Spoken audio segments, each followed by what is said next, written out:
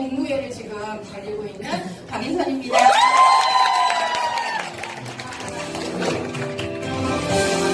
떨려요. 원래 떠는 성격이 아닌데 유산화 다이어트 제가 만나서 진짜 많은 감량을 했어요. 지금 저를 처음 보시는 리더님도 계시고 아니면 예전부터 보시던 리더님들도 계실 텐데 제가 얼마큼 감량했는지 제가 사진 한번 보여드릴게요. 제가 처음에 권스포님 홈미팅에 처음 갔을 때 제가 지금 이때도 유산화 만나서 한 3, 4kg 정도는 감량하고 가서 그 홈미팅, 감정도 홈미팅에서 사진 찍은 거예요. 그리고 두 번째 작업. 이러고 나서 6개월 있다가 이때도 한 4kg 정도는 감량한 상태고요. 지금 유산화를 만나서 20kg 정도 감량을 했어요. 그래서 지금 현재는 제가 한 20kg, 체지방 한 17kg 정도 감량한 상태고요. 제가 어떻게 다이어트를 했는지 여러분들한테 잘 설명드릴 수 있을지 모르겠지만 도움이 되셨으면 해서 제가 올라왔습니다. 그럼 제가 여지껏 다이어트, 저는 참 다이어트가 어려웠어요. 그래서 많은 다이어트를 했지만 항상 포인트가 답이 없다고만 생각했어요. 답이 없다고만 생각하고 어렵다고만 생각했어요. 근데 유산화를 만나서 답도 있고 쉽게 할 수 있다는 걸 알았어요. 제가 생각했던 답은요, 먹거나 안 먹거나였어요. 먹을 거면 무엇을 먹을 건지, 안 먹을 거면 무엇을 안 먹을지를 잘 선택한다면 좀 더 여러분이 쉽게 다이어트를 하실 수 있지 않을까 생각합니다. 자, 저의 다이어트 방법은요, 처음에는 먹으면서 빼는 다이어트를 해봤어요. 황제 다이어트도 있고 각종 먹는 것들이 많죠. 그래서 시판되어 있는 제품들을 사실 안 해본 게 없어요. 제가 유산화를 지금 마지막으로 하고 있지만 저한테 어떤 제품을 먹어보셨냐고 물어본다면 저 다 얘기해 드릴 수 있어요. 집을 하나 살 수도 있을 것 같아요. 굶으면서 빼는 다이어트도 해봤어요. 안 먹고 밖에서 저희 엄마한테 제가 열쇠를 잠궈달라고 했어요. 나가지 않으면 안 먹잖아요. 그래서 거기 안에다가 요거 하나 넣어주세요. 그래서 30일 동안 안 나온 적도 있어요. 그래서 저희 엄마가 미쳤다. 근데 너무 빼고 싶었어요. 그래도 금방 다시 먹으면 다시 살이 찌더라고요. 그래서 이것도 저것도 다 안 되면 하지 말아야겠다 그런 생각을 한 적도 있지만 한 번도 다이어트를 멈춘 적은 없었어요. 왜냐면 날씬해지고 싶었어요. 살이 찌는 이유에는 여러 가지들이 있어요. 저는 유산화를 통해서 그것들을 많이 공부했는데요. 본인의 체형을 먼저 파악하셔야 돼요. 다이어트를 할 때 내 체형이 어떤지 그것도 모르면서 무조건 먹거나 안 먹거나를 생각하시면 안 돼요. 내 체형이 비만에서도 고도비만, 아닌 비만이 있듯이 그리고 저는 지방이 많고 복부 지방이 많은 체형을 갖고 있어요. 근데 같은 몸무게를 가진 분들 중에도 근육이 좀 더 많으신 분들도 있고 아니면 살이 더 많으신 분들이 있잖아요. 그럼 본인의 체형을 첫 번째로 파악하시는 게 중요해요. 그리고 두 번째는 본인의 습관을 생각해 보셔야 돼요.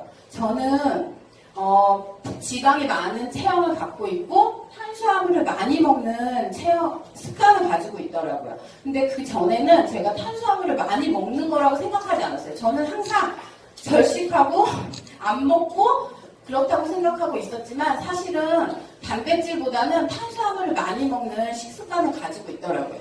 그리고 세 번째는 본인에게 무슨 질병이 있는지를 아셔야 해요. 사실 저희가 몸을 보면 모르잖아요. 근데 사실 내과에 가셔서 3만 원만 주면 간단한 피검사 정도는 할 수 있거든요. 거기에 보면 수많은 것들을 알 수 있어요. 저는 단백뇨가 나오는 신장 기능이 저하된 상태를 가지고 있더라고요. 그래서 사실 유산화를 공부하면서 알았지만 그것들이 저의 다이어트에 큰 문제를 준다라는 걸 공부를 통해서 알았어요. 근데 유산화만 그런 얘기를 하는 건 아니에요. 제가 알아보니까 전문가들도 다이어트가 안 되는 요인, 실패 요인에 대해서 설명하고 있어요.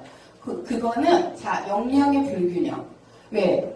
덜 먹고 안 먹고 잘못된 걸 먹으니까 당연히 영양의 불균형이 와요. 근데 사람들은 적게 먹고 많이 움직이면 된다라고 생각만 하고 있어요. 저도 그렇게 배웠고 그렇게 알고 있었지만 영양을 꼭 충분히 채워줘야 한다는 거. 그리고 두 번째는 탄수화물 중독이었어요. 우리나라 사람들은 특별히 탄수화물을 많이 먹고 있어요. 그리고 나이가 들수록 단백질을 많이 먹어야 하는데 저희 나라 속담이 있죠. 밥심으로 산다. 단백질심으로 사는 거예요. 밥심 아니고요. 그리고 호르몬의 불균형. 보통 호르몬의 불균형을 어떻게 하냐면요. 저는 결혼을 해서 임신이 안 돼서 병원에 가서 검사해서 첫 번째가 호르몬이 정확하게 있는지를 검사하더라고요. 피 검사를 통해서 호르몬이 불균형한지 아닌지를 아는 걸 알았을 때 호르몬의 불균형도 다이어트에 안 되는 원인 중에 하나라는 걸 알 수 있었어요. 그리고 순환기 장애. 영양이 불균형하고 호르몬이 불균형한데 저희 몸이 정상일 거라는 생각은 정말 아니더라고요. 그리고 스트레스. 나머지 하나가 신장 기능 저하였어요. 저는 여기서 그러면 스트레스 하나는 제거할게요. 너무 다 하면은 좀 그러니까 제가 이렇게 많은 잘못된 식습관으로 인한 다이어트로 인해서 저런 많은 질병들을 갖고 있었고 그래서 제가 유산화를 만나기 전에도 많은 다이어트를 했지만 감량을 하는 거에 실패했고 요요를 많이 겪었던 이유가 제가 아니라 유산화가 아니라 지금 저명하신 분들도 이렇게 얘기하고 있더라고요. 그래서 저는 좋은 다이어트 식단은 라고 생각하는 건 낮은 칼로리, 풍부한 영양소, 다양한 맛. 어디서든 간편하게 먹어야 한다는 거를 알게 됐어요. 근데 뭘 것 같아요? 진짜 맞아 유산화. 어디선지든지 들고 먹을 수 있고 충분한 영양소가 있고 다양한 맛이 있어요. 세 가지 맛이나 있어요. 저는 사실 처음에는 딸기 맛을 정말 좋아했거든요. 근데 다이어트를 하면 할수록 초코 맛이 너무 좋더라고요. 처음에 초코 맛이 싫다고 말한 거 지금 유산화한테 미안하더라고요. 그래서 저 유산화를 만나기 전에는요. 굶기만 하는 다이어트도 해봤고요. 주사 시술도 해봤어요. 이 주사 시술은 제가 맨 마지막으로 한 게 HPL이라는 주사 시술을 마지막으로 주사 시술을 멈췄는데요. 여기에서 지방분해 주사를 맞아본 분이 계신지 모르겠는데 저 주사가 어떠냐면요. 이렇게 1리터 팩에다가 약물을 넣고 몸에 꽂아요. 그래서 이제 그것들을 몸에 넣는 거예요. 그래서 빼고 나면 온몸에 멍이 들어요. 이제 의사 선생님이 얘기해요. 그게 살을 빼주는 거예요. 그래서 집에 돌아가면 한 일주일 동안 손 발이 떨리고 심장이 두근거려요. 저는 그 약이 저의 살을 빼준다고만 생각했지 그렇게 무서운 결과를 초래할지는 몰랐어요. 근데 이것들은 너무 많이 했어요. 사실 돈도 많이 들었지만 이게 빠르고 간편하니까 이 방법들을 선택하게 되더라고요. 그리고 식욕억제제 정말 많이 먹었어요.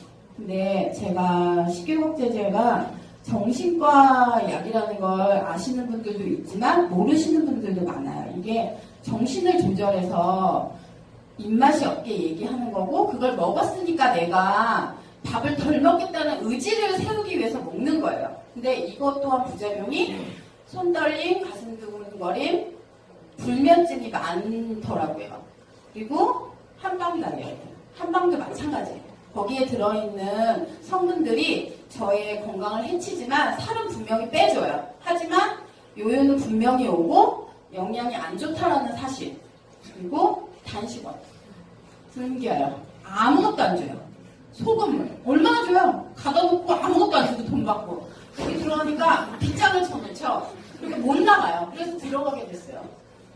그리고 대학병원 비만 클리닉. 이 많은 전문가들을 만났지만 한 번도 저에게 덜 먹고 많이 움직이세요라고 얘기했지 대신 충분한 영양제를 섭취하고 질 좋은 걸 더 많이 챙겨 먹어야 된다고 말한 사람은 아무도 없었어요. 이 많은, 지금 어떤 분, 제가 컨택하는 분들이 유산화 너무 비싸요. 그렇게 얘기하는데, 저는 그거에 동의할 수 없어요. 너무 비싸요. 주사 시술은요, 한 번 택시를 끊으면 500만원, 1000만원도 끊을 수 있어요. 저희 아버지가 먹어서 돈 들고, 빼면서 돈 들고, 널 괜히 났다고. 항상 말씀하세요. 그래서 제가 이 많은 수많은 다이어트를 하면서 이때는 몰랐어요. 이 많은 무지한 다이어트들이 저의 인생을 어떻게 바꿔놓을지 몰랐어요. 근데 어떤 부작용이 있냐면요. 제가 처음 4월에 캐스트 미팅을 할 때는 저의 부작용이 순전히 가슴 떨림, 손 떨림, 불면증이라고만 얘기 드렸어요. 근데 지금도 사실 이 많은 것들을 섭취하고 먹다 보니 몸이 안 좋아져서 잠은 아직도 잘 못 자요. 근데 제 유산화를 통해서 공부하고 한 동안 제가 어떤 생각을 했냐면요. 저는 결혼 전에는 더 극심한 다이어트를 많이 했었어요. 아까 전문가들이 말하듯이 몸도 안 좋았고 이런 상태에서 결혼을 해서 임신을 했어요. 근데 저희 아이가 4가지의 장애를 갖고 태어났어요. 근데 그때는 그 아이가 불행해서 운이 없어서 제가 힘든 것만 생각해서 그냥 운이 없다고만 생각했어요. 저희 아이가 심장병, 약시, 사시, 다지증을 갖고 태어났어요. 근데 사실 제일 큰 문제는 심장병이었지만 그건 눈에 보이지 않아요. 다지증은 손가락이 5개 이상인 아이들을 얘기해요. 근데 저는 그걸 처음 봤어요. 근데 났는데 의사 선생님이 보통 얘기하시죠. 손가락 5개예요, 발가락 5개예요, 10개예요. 근데 저희 애는 그런 말을 들어본 지역이 없어요. 그리고 저는 너무 충격을 받았어요. 손가락이 하나 더 있다는 건 심장병보다도 더 창피하더라고요. 그래서 그거를 제거하는 수술을 받으러 가면서 그 선생님한테 물어봤어요. 선생님, 이게 유전인가요? 그랬더니 선생님이 저에게 얘기해 주시는 게 어머니 옛날에 육손이라고 들어보셨어요? 그러더라고요. 네. 그건 못 먹고 영양이 불균형한 성장 지연에서 오는 장애라고 얘기하시더라고요. 그래서 지금도 후진국 아이들이 저희 나라에 와서 다지증 수술을 받아요.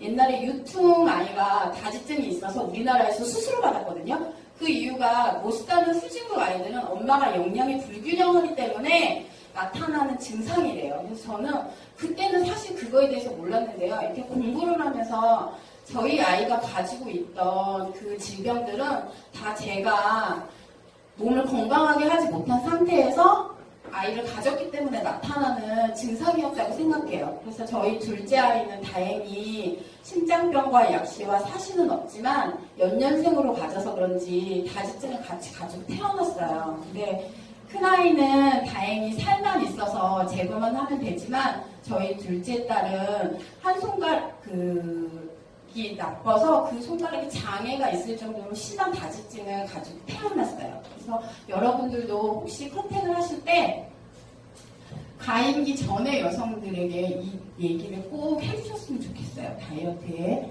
요즘 유산화를 만나고 나서는요. 배부른 다이어트, 영양소를 섭취하는 다이어트, 그리고 체지방 감소, 신진대사 원활, 요요 없이 유지가 가능하고요. 그리고 근육량이 증가하는 다이어트를 하실 수 있어요.